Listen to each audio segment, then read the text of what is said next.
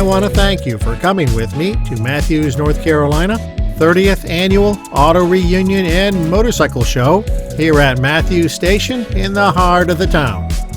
This is the largest show I have seen in some time. Here is a great looking and sounding 68 Camaro.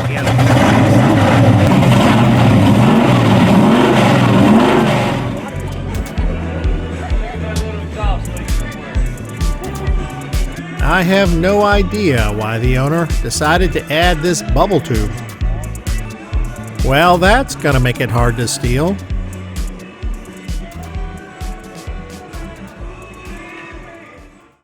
Here's an amazing looking 1970 Corvette. What a great looking car. This vehicle predates the 5-mile-an-hour bumper requirement that drastically changed the look of American cars.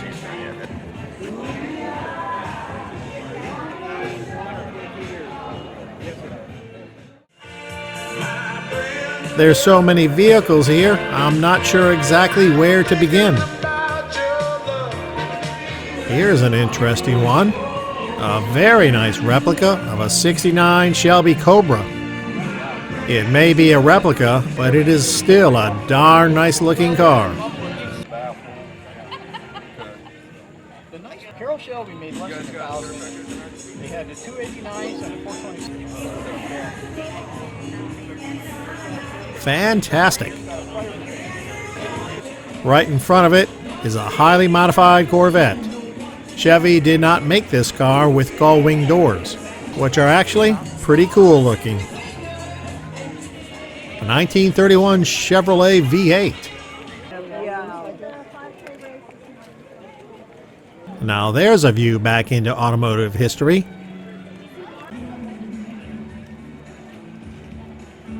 That's called a motometer on top of the radiator. Basically, it's an early engine temperature gauge. I am pretty sure that V8 looks nothing like the original that came with this car.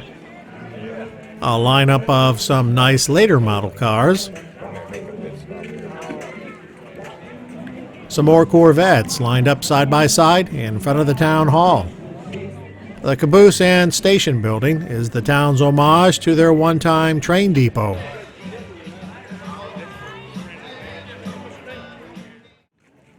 Check out the ground clearance on this vehicle. Good for snow plowing or pushing gravel around. I do love the paint job on this. I have no idea what this car is, other than a super modified Japanese rocket car of some kind. Here's a late model C8 Corvette, which I gotta admit is pretty sleek looking.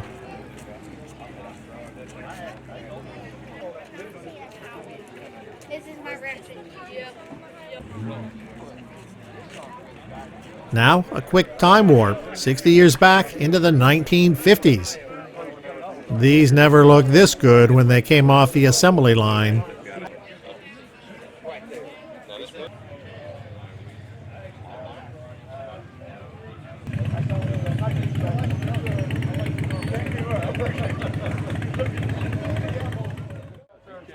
In Avante, there is quite a story behind these cars. Studebaker began producing these in 1962, then went out of business in late 1963.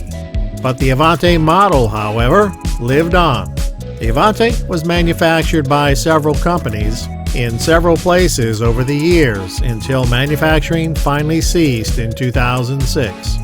This '89 model was likely built in Youngstown, Ohio, some 25 years after the failure of the Studebaker company. Here's a nicely restored 50s Ford. A Corvair. You don't see these too often. Chevy's rear-engine, air-cooled economy car of the 1960s. Good old Ralph Nader killed this car with his book called Unsafe at Any Speed. I am absolutely amazed at the huge variety of cars here today. That baby right there. Here's an early model Corvette. Boy, if that doesn't conjure up images of the old TV show Route 66. This is definitely an icon of American automotive history. A 1953 Chevy Deluxe. This looks exactly like what Dad or Mom would have been driving around town during the 1950s, except not as nice and not with this engine. Here's a couple of really nice 1955 Chevys. And right next door is this beautiful 1970s Challenger. This was produced in the heart of the muscle car era of the 1970s. And take a look at this. The original window sticker, $4,361. Amazing. That's $31,000 in today's money.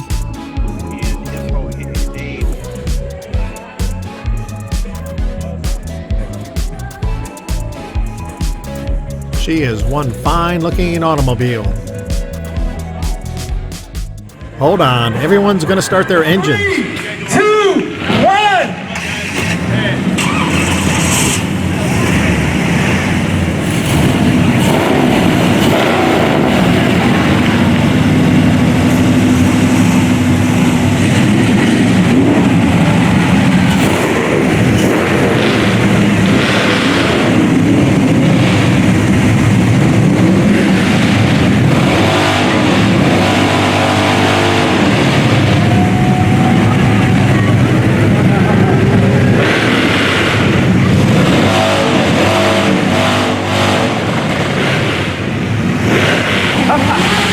Okay, this is I thought this could not get any cooler. Was that not cool, ladies and gentlemen?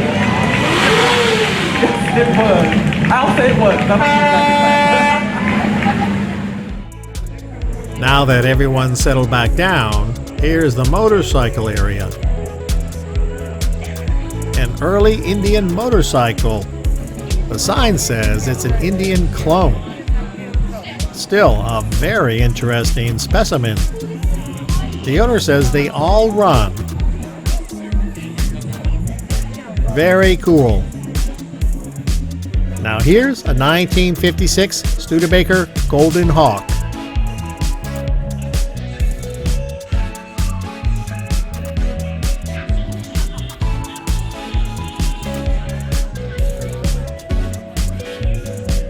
There's a throwback to the 1950s and 60s with car hop service. If we're lucky, we might just see a girl skate up to the side of the car and take the tray away. A 1934 Ford, right out of the era of Chicago gangsters and Thompson submachine guns.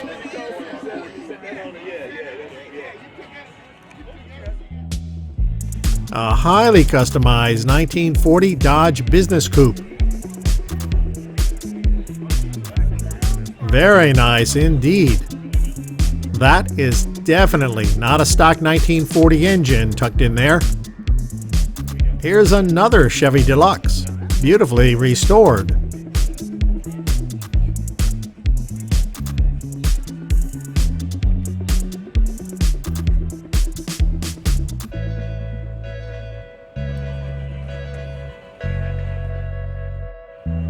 Here's another late model Corvette.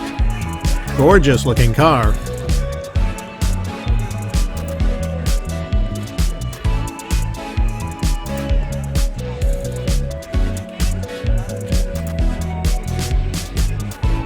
An old Ford pickup, and another Avante. First, a look inside the old pickup. Looks like he's got old-looking new gauges in the panel. This must have been one of the last Avantes to roll off the Studebaker line, because they shut down at the end of 1963. It does have the look of a James Bond car. All the Avantes produced after that year were done by non-Studebaker concerns. Now here's a car I didn't even know existed, an Excalibur. An interesting mix of a 1920s Mercedes touring look paired with modern engine and transmission technology. That is one great looking automobile. That is going to do it for this video. It would have been fun to spend more time looking at the cars and chatting with the owners, but it's time for me to head out. I hope you enjoyed tagging along as I wandered around the show. Until the next time, remember, life is a journey. Enjoy the ride, and thanks for watching.